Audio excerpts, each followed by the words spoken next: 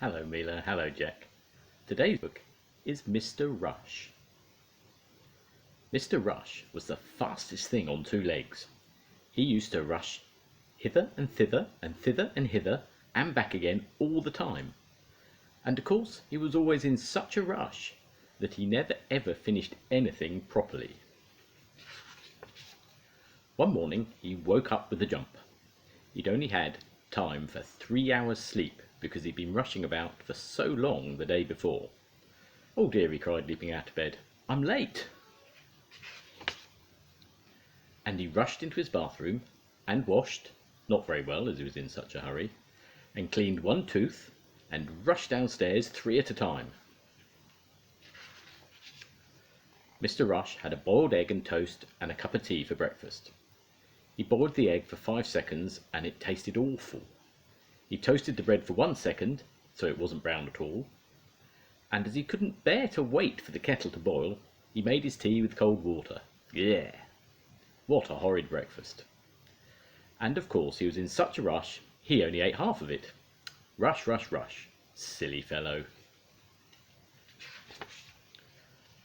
After his half a breakfast, he rushed off again.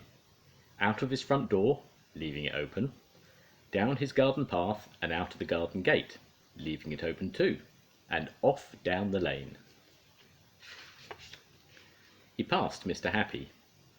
"Hello," called Mr. Happy. "Good morning, Mr. Rush. Where are you off to?"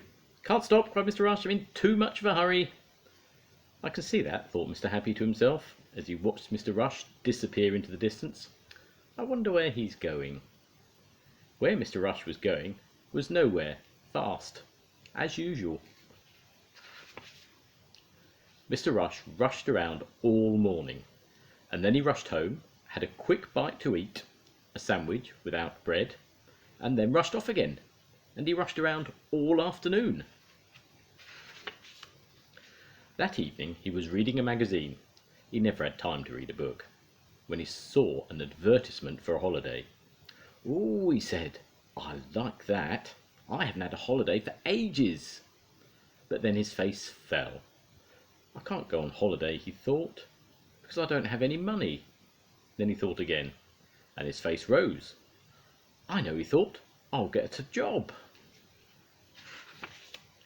And so the following morning he rushed off and got a job with a farmer, milking cows. But of course he wasn't any good at that, because if there's one thing a cow can't stand, it's being rushed, especially when it's being milked. So Mr. Rush rushed off and got himself another job, driving a bus. But of course he wasn't any good at that, because he was always in such a rush he never stopped at any of the bus stops. And if there's one thing people waiting at a bus stop don't like, it's when the bus doesn't stop for them. So Mr. Rush rushed off and got himself another job, as a waiter in a hotel. But of course he wasn't any good at that, because no sooner had he served people a meal, and they'd taken one bite, than he whisked the plate away from under their noses. And if there's one thing hungry people can't stand, it's having food whisked away from them. Poor Mr. Rush. No job, no money.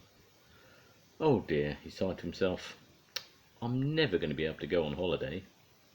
He looked very glum and gloomy. But then an idea struck him. An idea for a job for someone who rushes about all the time. An ideal job for someone who was the fastest thing on two legs. And do you know what that job was?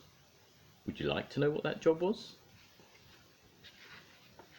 Postman, delivering express letters. Mr. Rush was so good at it, he delivered twice as many letters in half the time any postman had ever done it before. Soon he'd saved enough money for that holiday of his.